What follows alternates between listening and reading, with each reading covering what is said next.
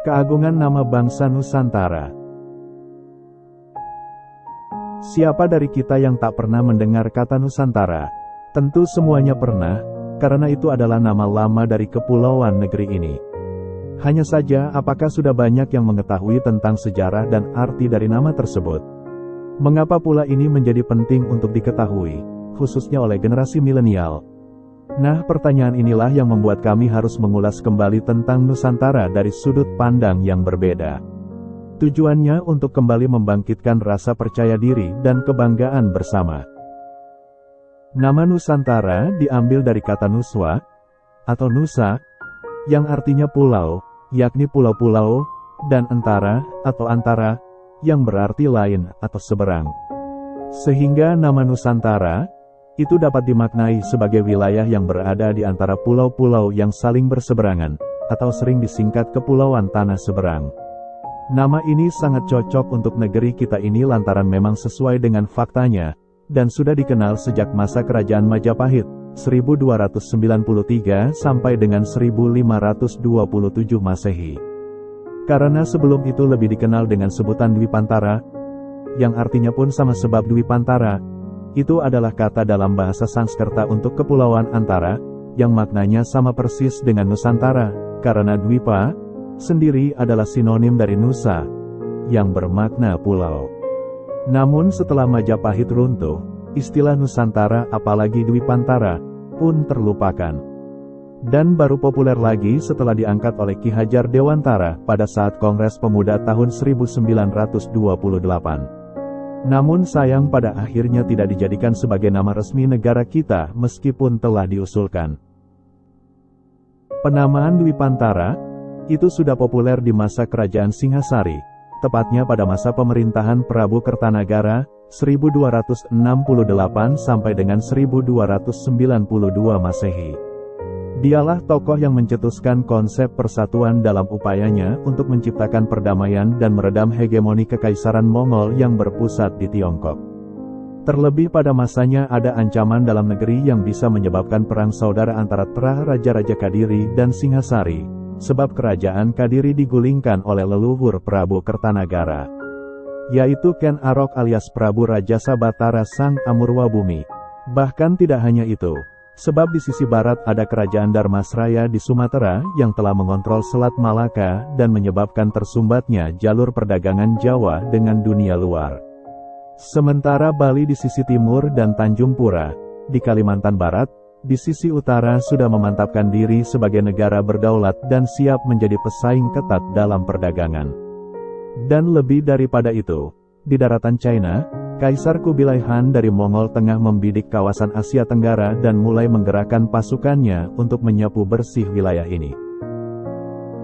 Sehingga pertanyaannya, apakah di bawah kepemimpinan Prabu Kertanagara saat itu Jawa, dalam hal ini khususnya Singhasari, mampu selamat dari kondisi geopolitik yang sedang memanas kala itu?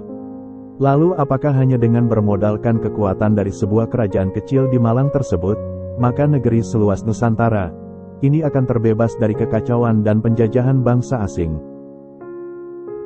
Jawabannya tentulah tidak. Karena itu, setelah naik tahta Prabu Kertanagara harus memutar otak untuk menyelesaikan berbagai permasalahan rumit yang ada saat itu.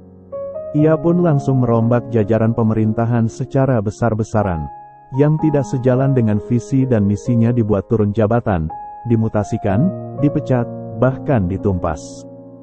Dan ketika merasa aman dengan kondisi dalam negerinya, ia lalu melakukan ekspansi, perluasan wilayah, ke luar negeri. Pada tahun 1275 Masehi, Kerajaan Malayu digempur untuk merebut Selat Malaka. Sedangkan pada tahun 1284 Masehi, gempuran Singhasari pun diarahkan ke Bali dan konon rajanya sampai dibawa ke Jawa sebagai tawanan. Sampai tahun 1289 Masehi operasi militer ke Tanah Malayu masih terus dilakukan.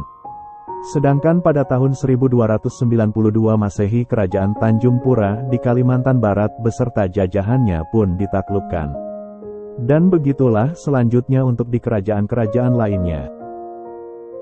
Sungguh betapa hebatnya raja terbesar Singhasari ini. Tetapi sayang banyak sejarawan yang menganggap bahwa apa yang dilakukan oleh Prabu Kertanagara itu adalah upaya dalam memperkuat posisi dan mencari persahabatan dengan Melayu untuk menghadapi musuh bersama saja, yaitu Mongol. Namun sebenarnya tidaklah demikian. Karena seorang raja yang berani memotong telinga utusan Kaisar Mongol, karena telah berani meminta sang raja untuk tunduk dan mengirimkan upeti ke Tiongkok, tentu bukanlah sosok yang sedang ketakutan, melainkan sudah yakin dengan kekuatannya sendiri. Ia adalah sosok kesatria pemberani, sehingga pantang baginya untuk tunduk kepada siapapun, apalagi itu dari bangsa asing. Dan jika banyak yang mengira bahwa Sang Prabu mencetuskan politik penaklukan Nusantara hanya karena ingin memperluas wilayah kekuasaan, maka sebenarnya bukan itu saja. Beliau lebih ingin mengendalikan, dalam hal ini mengatur, kawasan Nusantara, agar bisa tetap bersatu, damai, tertib dan terhindar dari musibah besar, dijajah bangsa asing, China Mongol, Spanyol, Portugis, Inggris, Perancis, Belanda, Jepang, dan lain-lain.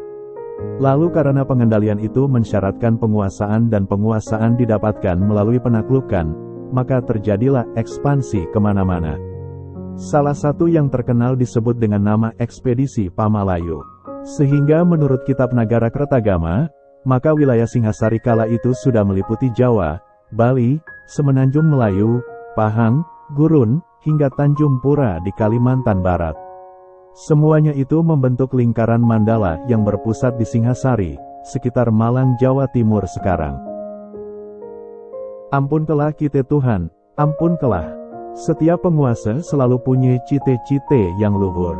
Tetapi setiap negek keluhuran itu, selalu bae disertai penaklukan. Kita harus saling bermusuhan, belage, berebut keluhuran itu. Sejarah akan nyatetke kemenangan bagi para penguasa. Tapi sejarah sebenar lahir dari relung-relung hati rakyat. Dan kebisuan tanah, semak belukar, banyu dan bebatuan. Kita cuman pacak berdoa, supaya sejarah kagek tetulis luk semestinya. Cuman waktu bae yang kagek muji kebenarannya. Namun dikarenakan Prabu Kertanagara akhirnya gugur saat terjadi pemberontakan yang dilakukan oleh Jayakatwang, seorang adipati di wilayah Gelang-Gelang, maka konsep persatuan Nusantara, ini yang saat itu disebut Dwipantara, pun menghilang. Dan baru setelah kerajaan Majapahit berdiri, maka cita-cita besar itu kembali diwujudkan. Mahapati Gajah Mada yang menjadi penggerak utamanya. Dan sejak baru saja dilantik sebagai Mahapati oleh Ratu Tribhuwana Wijaya Tunggadewi, penguasa ketiga Majapahit. Pada saat itu pula ia pun bertekad untuk meneruskan visi dan misi Prabu Kertanagara dengan mengucapkan Sumpah Palapa yang terkenal. Lalu nama konsep Persatuan Dwipantara diganti menjadi Nusantara, tetapi dengan makna yang sama. Dan apa yang telah lama dicita-citakan itu kemudian benar-benar terwujud dalam bentuk wilayah teritorial Majapahit yang sangat luas sebagaimana berikut ini. Teritorial 1, seluruh Jawa yang meliputi Pulau Jawa, Madura, Galiau, Kangean, Bawean. Teritorial 2, seluruh Swarnabumi, Pulau Sumatera, yang meliputi Lampung, Palembang, Jambi, Muara Tebo, Darmasraya, Sijunjung, Minangkabau, Karitang, Indragiri, Kandis, Kapuas, Siak, Rekan, Kampar, Pein, Kampe, Haru, Mandailing, Tamiang, Perlak, Barat, Aceh, Lawas, Padang Lawas, Samudra, Aceh, Lamuri, Bantam, dan Barus. Teritorial 3, seluruh Pulau Tanjung Pura, Kalimantan, yang meliputi Kapuas, Katingin, Sampit, Kutalingga, Sarawak, Kota Waringin, Sambas, Lawai, Muara Labai, Kedangdanan, Kedangwangan, Landak, Samedang, Simpang, Tirem, Panireman, Sedu, Sarawak, Brunei, Kalkasaludung, Solot, Solok, Sulu, Pasir, Barito, Sebuku, Tabalong, Amuntai, Tanjung Kutai, Malanau, dan Tanjung Puri.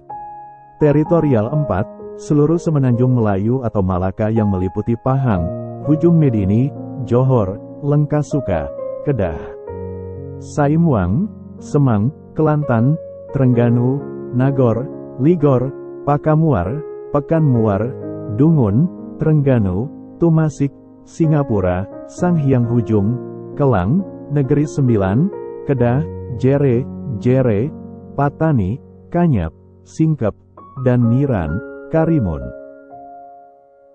Teritorial 5, seluruh Sunda kecil yang meliputi Bali, Bedulu, Elwa Gajah, Negara, Gurun, Nusa Penidai, Taliwang, Sumbawa, Sapi, Sumbawa, Sanghyang Api, Gunung Api Sangyang, Bima, Seram, Ambon, Hutan, Sumbawa, Kedali, Buru, Gorong, Lombok Mirah, Lombok Barat, Sasak, Lombok Timur, Sumba dan Timur.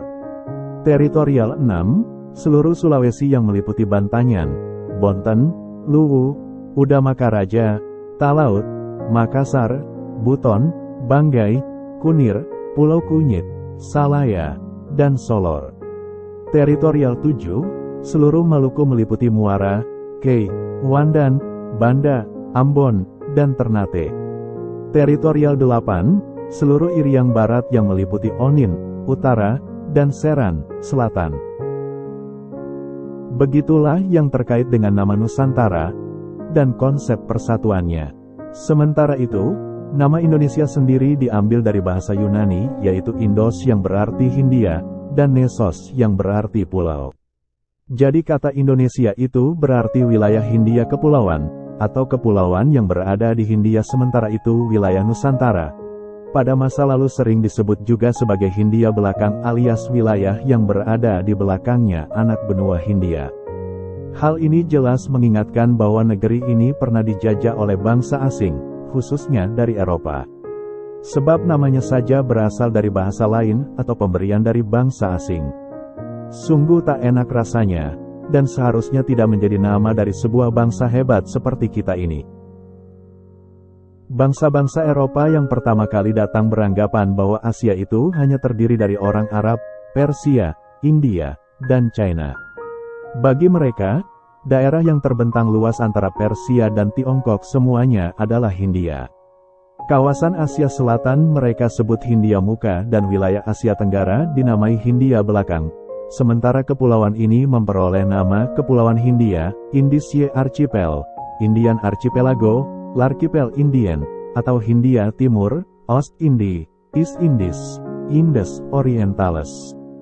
Nama lain yang kelak juga dipakai adalah Kepulauan Melayu, Malaysia Archipel, Malay Archipelago, L'Archipel Malais.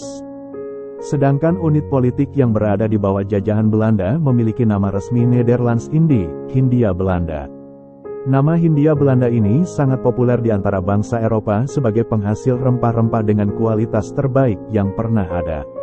Setelah masa penjajahan Belanda berakhir dan berganti dengan pendudukan Jepang, maka nama Nederlands-Indie, Hindia Belanda, digantikan dengan Tu-Indo yang berarti Hindia Timur untuk menyebut wilayah taklukannya di kepulauan ini. Dr. Arkan Bodana Sesaprajna, seorang pakar metafisika yang juga Doktor University of Metaphysics International Los Angeles, California, Amerika Serikat menjelaskan bahwa setiap nama itu mengandung ideasi dan energi, bisa positif maupun negatif yang dapat mempengaruhi kehidupan. Makanya jika parameter-parameternya jeblok, maka akan menjadi energi buruk juga di dalamnya. Sehingga ia pun menilai bahwa nama Indonesia itu buruk. Dia membaca struktur nama Indonesia dari kode-kode yang muncul dan terbaca dari ilmu metafisika yang dia punya. Oleh karena itulah ia tetap bersikuku jika nama Nusantara adalah nama terbaik untuk pengganti nama Indonesia. Sebab, menurutnya, dalam struktur nama Nusantara, tak mempunyai angka merah dan bisa membuat kehidupan semakin baik untuk orang-orang yang berada di dalamnya kelak. Metafisika adalah studi keberadaan atau realitas. Metafisika sering disebut juga sebagai disiplin filsafat yang terumit dan memerlukan daya abstraksi sangat tinggi, ibarat seorang mahasiswa yang untuk mempelajarinya harus menghabiskan beribu-ribu ton beras. Bermetafisika itu membutuhkan energi intelektual yang sangat besar sehingga tidak banyak orang yang mempelajari dan menekuninya. Analisa Dr. Arkan juga bukan tanpa alasan. karena ia sudah membuat piranti lunak atau software untuk menganalisa hitungan-hitungan struktur nama yang baik. Software khusus itu digunakan untuk melakukan penghitungan-penghitungan nama itu, dan memang sengaja dilakukan untuk memanfaatkan teknologi agar tidak disebut dukun. Dalam ilmu fisika disebutkan bahwa energi bersifat kekal, tidak bisa diciptakan dan tidak bisa dimusnahkan. Segala sesuatu di alam semesta ini memiliki energi, termasuk juga dengan sebuah nama. Lalu dalam pandangannya, penyebutan nama Indonesia itu dinilai kurang tepat dan ia mengusulkan agar nama Indonesia diganti menjadi Nusantara, seperti pada zaman Majapahit dulu. Dan kita tahu sendiri ketika bernama Nusantara, maka negeri ini bak negara superpower, rakyat makmur dan hidup tentram. Adapun saat menganalisis nama dengan ilmu metafisika, Dr. Arkan memakai synchronicity value. Synchronicity value sendiri merupakan parameter dalam Arkan Secret Code untuk menganalisa sebuah nama. Rentang dari synchronicity value berada dalam kisaran 0,05 hingga 1,0. Dalam analisanya, nama Indonesia itu memiliki synchronicity value yang sangat kecil, hanya sebesar 0,5. Padahal untuk mendapatkan energi positif, maka nilai synchronicity value harusnya berada di angka 0,8 hingga 1,0. Menurutnya negara-negara yang maju memiliki nama berkualitas baik dan tentunya synchronicity value berada antara 0,8 hingga 1,0 dan begitu pula sebaliknya untuk negara miskin dan belum maju. Selain synchronicity value, parameter lain yang digunakan dalam pengukuran Arkan Secret Code adalah coherence value. Coherence value menunjukkan struktur kode-kode dalam diri sendiri yang saling berkaitan dengan kode lainnya. Rentang coherence value berada di kisaran 0,1 hingga 1,0. Nah, dari analisa Dr. Arkan, maka nama Indonesia sendiri memiliki nilai sebesar 0,2. Sangat jauh dari nilai positif dalam coherence value yang berada di kisaran 0,7 hingga 1,0. Coherence value sendiri dalam kehidupan ini menyangkut tentang seseorang atau negara dalam menguasai keahlian. Semakin tinggi coherence value-nya, maka semakin tinggi pula tingkat penguasaan terhadap keahliannya, begitu pula sebaliknya. Jadi, nama Nusantara itu adalah bentukan dari masyarakat kita sendiri dan memiliki sejarah yang panjang serta mengakar pada masa ketika bangsa ini adalah masyarakat yang bebas dan mandiri. Dan Nusantara, itu pun merujuk pada keluasan wilayah dan keragaman jenis di negeri ini.